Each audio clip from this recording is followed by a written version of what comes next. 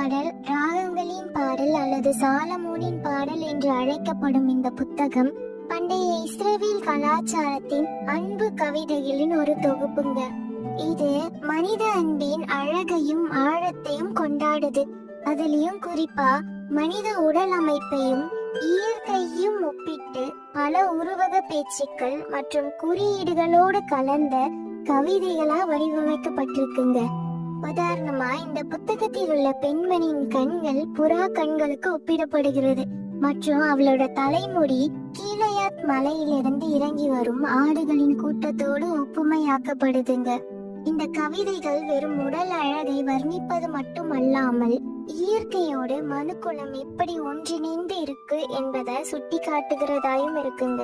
இது சாலமோனின் உன்னத பாட்டு என்று தொடங்குவதற்கு காரணம், இந்த கவிதைகளுக்கும் சாலமோனுக்கும் ஏதோ ஒரு தொடர்பு இருக்கு. அது என்னன்னா, விஸ்டம் ட்ரெடிஷன் சொல்லக்கூடிய சாலமோனையும் அவரை சார்ந்து பின்பற்றுகிறவர்களின் ஞான பாரம்பரியத்துடனான தொடர்பை காட்டலாம். எப்படி மோசே 5 ஆகமங்களோடவும் தாவீது சங்கீதங்களோடவும் இணைக்கப்படுறாங்களோ, அப்படியே ஞானத்திற்கும் கவிதைக்குமான ஒரு ஆதரவாளராக சாலமோனின் பாத்திரத்தை இது வலியுறுத்துதுங்க.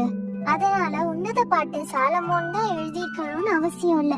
அது ஏன்னா இந்த கவிதைகள்ல சாலமோன் குறிப்பிடப்பட்டு இருந்தாலும் அவர் பிரதானமாக பேசுகிறவராக இல்ல, மாறாக நேசம் மிகுந்தவள் என்று அழைக்கப்படும் ஒரு பெண் தான் முக்கிய குரலா இருக்காங்க.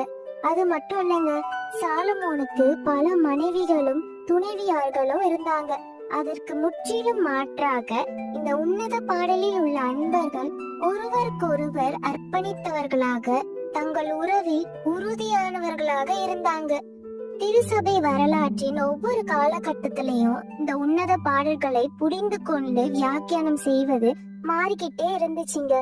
பொதுவா இந்த பாடல்கள் இஸ்ரவேல் ஜனத்தின் மேல் யாவே தேவன் கொண்டிருக்கும் அன்பை வெளிப்படுத்துவதாக பாக்குறாங்க. கிறிஸ்தவ கண்ணோட்டத்திலிருந்து பார்க்கும் பொழுது எபேசியர் 5ஆம் அதிகாரத்தில் பவுல் குறிப்பிடுவது போல கிறிஸ்துவுக்கும் சபைக்குமான உறவை இந்த பாடலில் இருக்கும் கதாபாத்திரங்களோடு ஒப்பிட்டு கிறிஸ்துவின் மூலமாய் தேவன் வெளிப்படுத்தின அன்பை இந்த பாடல்கள் சொல்கிறத பார்க்க முடியும். சமகால வேத பண்டிதர்கள் பலரும் இந்த பாடல்களை மனித அன்பின் ஆசைகள், ஏக்கங்கள் மற்றும் உணர்வின் உச்சங்களையும் பாராட்டும் பாடல்களின் தொகுப்பா புரிஞ்சுக்க சொல்றாங்க. படைப்பின் நன்மைகளையும் மனித உடலின் மகத்துவம்